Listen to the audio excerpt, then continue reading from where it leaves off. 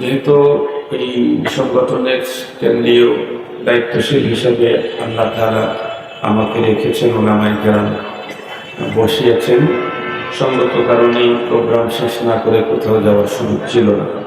এখানে উপস্থিত হওয়ার কথা ছিল, আরও আগে আসতে পারিনি, পরে একটা জায়গায় যাওয়ার ওয়াদা আছে। এই জন্য 20-22 মিনিট কথা বলব।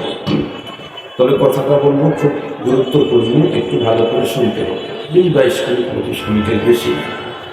আমরা জানি মহান রব আমাদেরকে অসংখ্য অগণিত নেয়ামতের বাড়ি ধারা আমাদের উপরে জারি রেখেছেন। প্রতিটি মুহূর্তে রব্বুল আলামিনের কি পরিমাণ নেয়ামতের দ্বারায় আমরা লালিত হচ্ছি, এটি ভাবার মতো জেহেন, ভাবার মতো শক্তি আমাদের নেই। মুহতারাম হাজিরিন, সবগুলি নেয়ামত যেহেতু রব্বে কারীমের, সঙ্গত কারণে কোনো নেয়ামত ছোট হতে পারে না। কারণ যিনি আল্লাহু আকবার, সবচেয়ে বড় যিনি, তার গিফট কখনো ছোট হয় না। যিনি বড় হন, তার হাদিয়া, তার গিফট কি ছোট হয়? এ কারণে রব্বুল আলামিনের কোনো নেয়ামতকে ছোট বলার সুযোগ নাই। তবে সবই বড়র মধ্যে আবার মারাতিব আছে। ফাদ্দালনা বা'দাহুম আলা বা'দ, একটা চাইতে আরেকটা দামি, ওটার চাইতে আরেকটা দামি। যত দামি নেয়ামত আল্লাহ পাক আমাদেরকে দিয়েছেন সবই দামি। এর মধ্যে আল আহম ফাল আহমের গুরুত্বপূর্ণ একটা নেয়ামত হলো, যেটা ব্যবহার করে আমি এখন আপনাদের খেদমতে ওয়াজ করতেছি, সেটি হলো উম্মতে তাকাল্লুম, স্পিকিং পাওয়ার, কথা বলার যোগ্যতা। কথা বলার যোগ্যতা রব্বে কারীমের এমনই একটা নেয়ামত, যেই নেয়ামতটা যার কাছে নাই, সে তার দুঃখের কথা আপনজনকে বলতে পারে না, সে তার কষ্টের কথা কারোর সাথে শেয়ার করতে পারে। ভিতরে অনেক ব্যথা, অনেক আগুন, অনেক কষ্ট, কিন্তু কারোর সাথে যেটি শেয়ার করবেন এই সুযোগটা নাই, যার স্পিকিং পাওয়ার, কথা বলার যোগ্যতা যার নাই। মুহতারাম হাজিরিন, এই পৃথিবীর মানুষ আমরা আমাদের ভিতরের আবেগ, ব্যথা, অনুভূতি, এই সবগুলি প্রকাশ করতে চাইলে কি লাগবেন? কথা বলেন না একটু? কথা বলার যোগ্যতা লাগবে। এই কারণেই যেই মানুষগুলি দীর্ঘদিন পর্যন্ত কথা বলার যোগ্যতা পেয়েছে, আল্লাহ ইয়াজ বিল্লাহ, প্যারালাইসিসের কারণে তার কথা বলার যোগ্যতা শেষ হয়ে গেছে। এই জাতীয় রোগীকে কখনো দেখতে গেলে দেখবেন, সে তার অতি আপনজন যদি তার কাছে যায়, তিনি শুধু কাঁদতে থাকে। যে মানুষ তার সাক্ষাতের জন্য অনিপ্রত্যাশী, লম্বা টাইম হয় শুধু অপেক্ষার প্রহরী গুনতেছে এই মানুষটাকে কাছে পাওয়ার জন্য, সেই লোকটার সাক্ষাতেও উনি কাঁদতে থাকেন। কেন? কারণ তাকে কাছে পেয়ে তার আনন্দের কথাটাকে তার পর্যন্ত শেয়ার করার মতো ভাষাটা নেই। এই জন্যে কথা বলার যোগ্যতা অনেক অনেক অনেক বড় নেয়ামত। তবে যতক্ষণ পর্যন্ত এই নেয়ামত আমরা পেয়েছি, দুটি কারণে আমরা তার কদর করতে পারি না। দুটি ফার্সিতে প্রবাদ বাক্য আছে, একটা হলো মালে মুফত বেড়ে দেওয়া, সহজে ইজি যে জিনিস পাওয়া যায় অনেক দামি হলেও মানুষ তার মূল্যায়ন করে না। আর একটা হচ্ছে কদরে নেয়ামত বাদে জাওয়াল। যতক্ষণ পর্যন্ত আল্লাহর নেয়ামত আমার কাছে আছে, যেই নেয়ামত আছে সেই নেয়ামতের কদর আমি বুঝি না। বাংলাতে এই কথাটাই আরেক ভাবে আছে, রাত থাকতে যাতে মর্যাদা। আমি আমার দেহের কথা বলি, আমার টোটাল শরীর আলহামদুলিল্লাহ ভালো আছে, শুধু বাম পায়ের 4টা আঙ্গুল নেই। বাম পায়ে গত বছরের অ্যাক্সিডেন্টে। এখন আমি শারীরিক দিক থেকে কিন্তু আলহামদুলিল্লাহ অনেক শক্তিশালী। গজওয়াতুল হিন্দ যদি শুরু হয়, এখনো যাওয়ার মতো শক্তি সামর্থ্য আছে, কিন্তু এখনো আমি লাঠি নিয়ে চলি অনেক সময়। কেন? আমি বাম পায়ের উপরে দাঁড়িয়ে যদি পায়জামা করতে চাই তো করে যেতে থাকি। কেন? কারণ এক পায়ের উপরে দাঁড়ালে বডি এদিক ওদিক কাচ্ছিত হলে ব্যালেন্স ঠিক রাখে হলো আঙ্গুল। আঙ্গুল এভাবে চাপা দিয়ে ব্যালেন্স ঠিক রাখে। আমার যেহেতু আঙ্গুল নেই, এ কারণে বাম পায়ের উপরে দাঁড়িয়ে আমি পায়জামা পড়তে পারি না, পড়ে যেতে থাকি। বাম পায়ের উপরে দাঁড়িয়ে আমি ডাইন পায়ে মোজা করতে পারি না। আমি এখন বুঝি যে পুরা পায়ের কত দাম, মাত্র 4টা আঙ্গুল গেছে, তাই আমার অবস্থা এমন। তাই রব্বে করিমের দেওয়া প্রতিটি নিয়ামতের কত দাম। মুহতারাম হাজরিন, তো যে লোকের কথা বলার যোগ্যতা আছে, কথা বলতে পারা যে কত বড় নিয়ামত, এটা উনি বুঝে আসবে না। যেদিন আল্লাহ না করুক এই যোগ্যতা হারিয়ে যাবে, সেদিন কার হাড়ে হাড়ে বাজে আসবে। তো একদিক থেকে স্পিকিং পাওয়ার, কুওয়াতে তাকাল্লুম আল্লাহ পাকের দেওয়া এক মহান নিয়ামত। সাথে সাথে এই যোগ্যতাকে ব্যবহার করে আরো বড় বড় অনেক কিছু অর্জন করার অপশন আল্লাহ শরীয়তে দিয়েছেন। যেমন বুখারী শরীফের সর্বশেষ হাদিস, কালিমাতান, 2টা শব্দ, হাবিবাতান ইলা রহমান।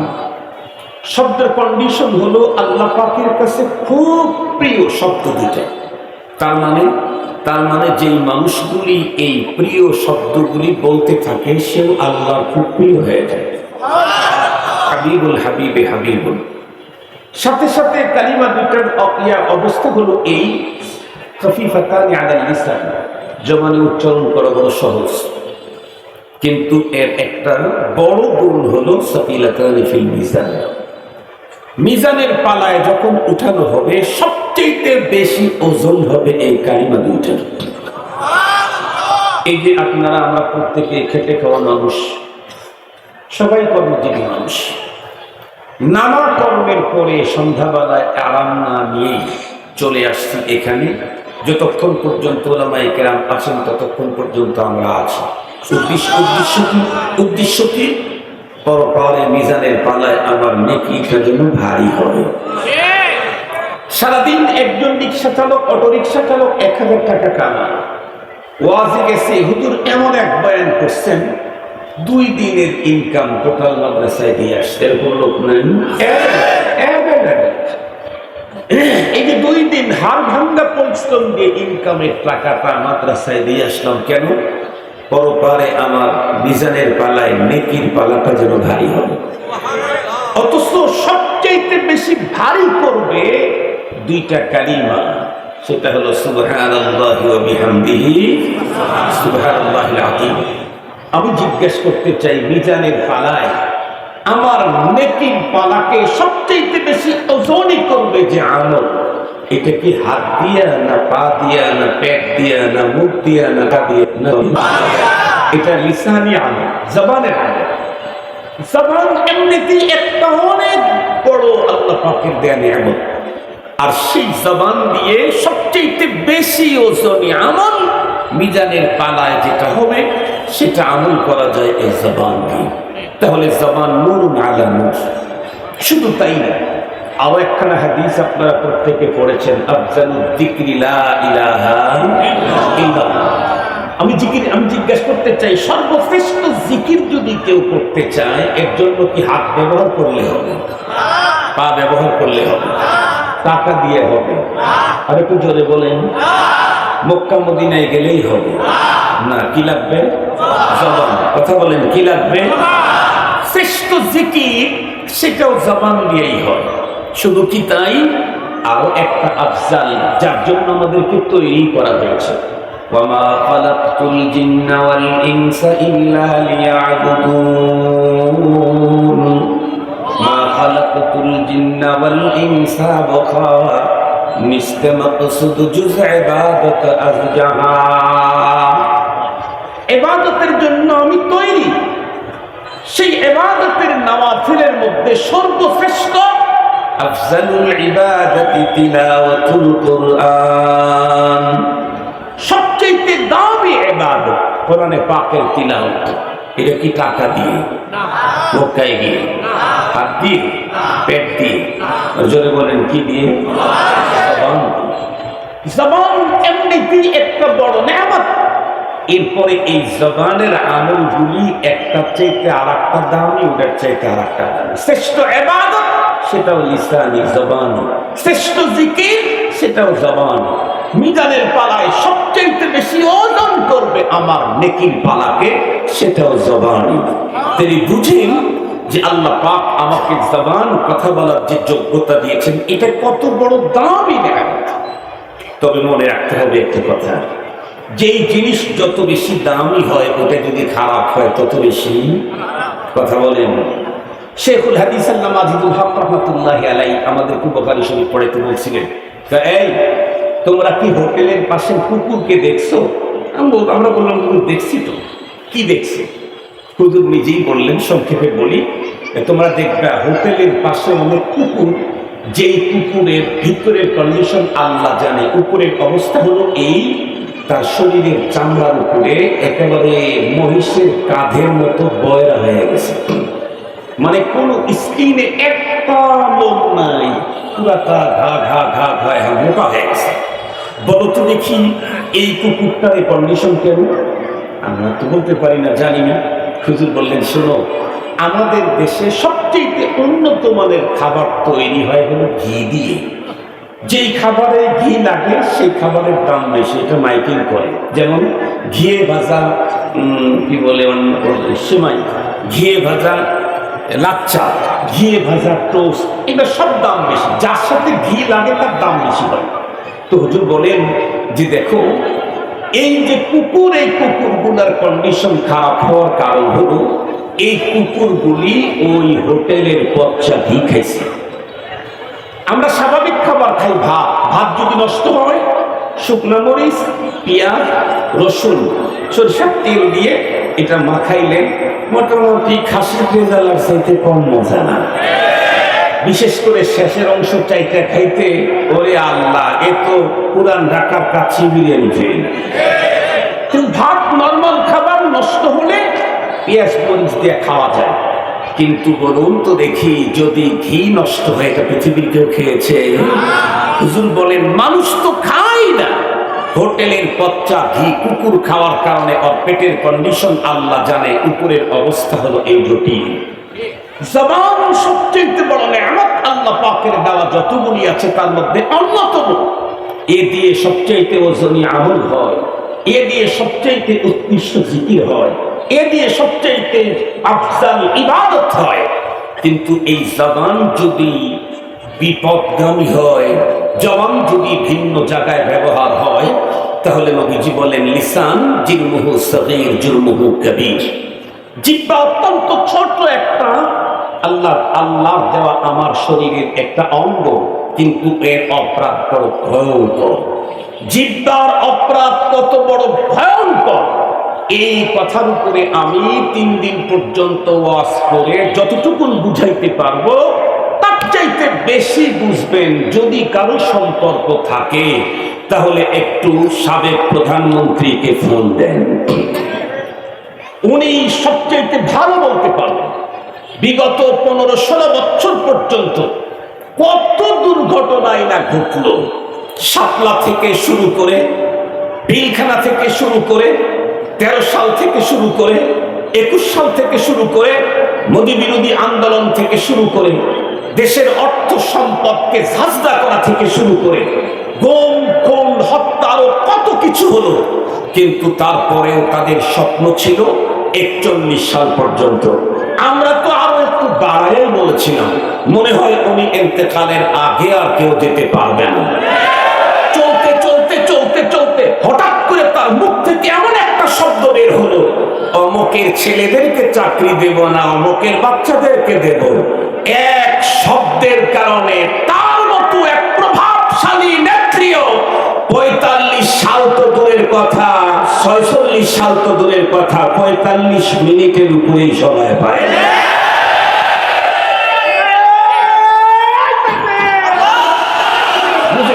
আমার ওয়াজ বুঝবেন, আমার ওয়াজের তাকবীর দরকার নেই, আমার ওয়াজটা বুঝবেন, আমল করবেন, তাহলে আমার জীবনে সার্থকতা। ওনার মতো একটা পাওয়ারফুল নেত্রী, যিনি টোটাল দেশটাকে এমন ভাবে সাজিয়েছিলেন, দেখতেছেন না কত মাস হয়ে চলে গেছে, কি ভয়ঙ্কর অবস্থাতে চলে গেছে। এরপরে এদিকে উকি দিতে চায়, ওদিকে উকি দিতে চায়, কারণ সব জায়গায় বড় সুন্দর করে সাজিয়েছিলেন। এরপরেও সব সর্বনাশ হয়ে গেল শুধু একটা কথার অপরাধের কারণে। মোহতারাম হাজিরিন, কথার অপরাধের কারণে তার যেমন বিশাল সর্বনাশ হয়েছে, এখান থেকে আমাদেরকে সবক নিতে হবে। আমি যা বলছি এটার দ্বারায় আমার জন্য আখিরাত সর্বনাশ না হয়। কেন?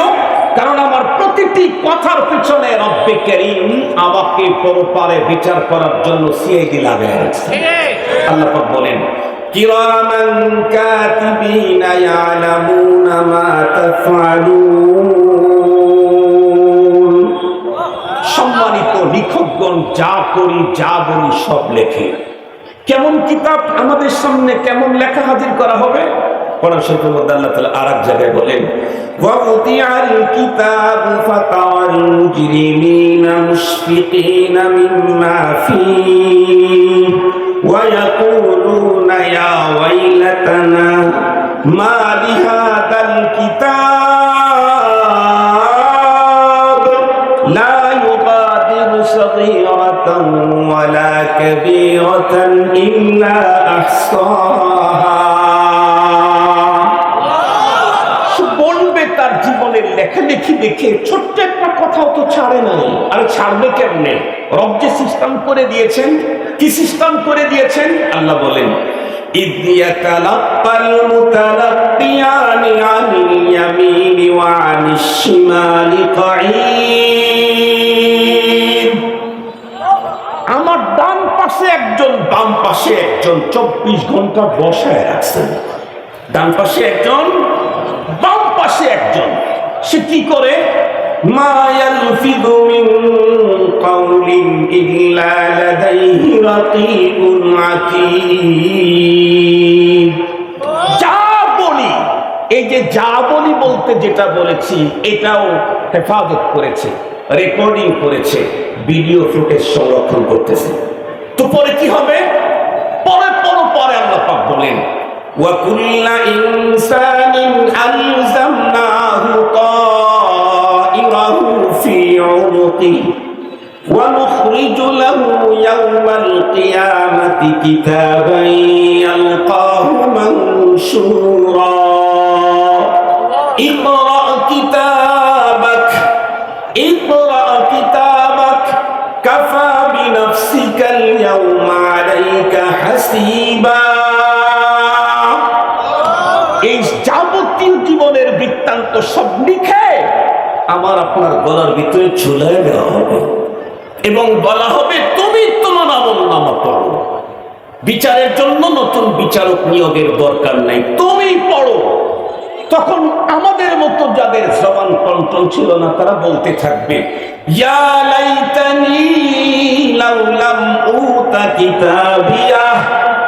যারা জবান দিয়ে সবচেয়ে ভয়ঙ্কর কথা বলেছে, শিরকি কথা বলেছে, নাস্তিকতার মতবাদ প্রকাশ করেছে, এই জাতীয় মানুষগুলি তো বলবে যে যদি এই কিতাব না দেওয়া হতো।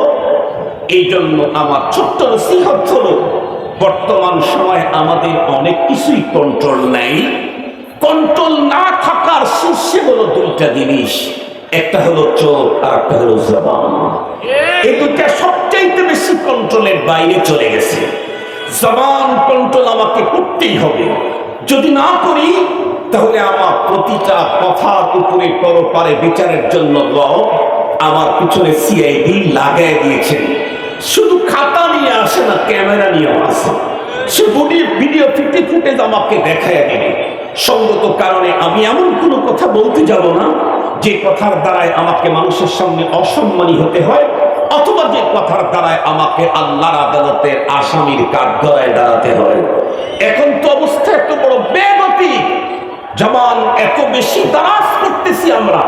ছেলে বাবার বিরুদ্ধে জবান দারাজি করছে, ছাত্র ওস্তাদের বিরুদ্ধে জবান দারাজি করছে, মুরিদ পীরের বিরুদ্ধে জবান দারাজি করছে।